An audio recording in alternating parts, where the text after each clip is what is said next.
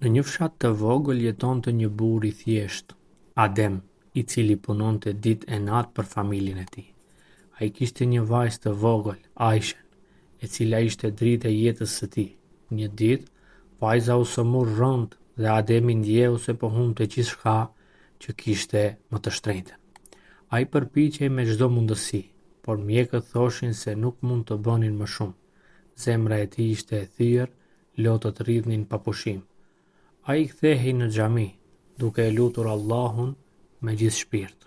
O Allah, ruaje fëmijën tim, nuk kam më askënd në këtë botë. Ndërsa Ademi kërkonte ndihmë te njerëzit dhe mjekësia e kufizuar, ai kuptoi diçka të thellë.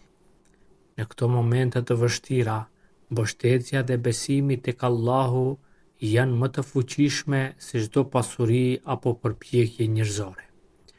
Aishen, megjithatë, nuk mund ta mbijetonte. Dhimbja ishte e madhe, por Ademi gjeti paqe te lutja dhe pranimi I vullnetit të Allahut. Ai mësoi se jeta është e ndërtuar mbi besim dhe durim, se çdo humbje ka një mësim dhe çdo lot ka një çlirim shpirtëror. Ademi nuk e harroi kurrë.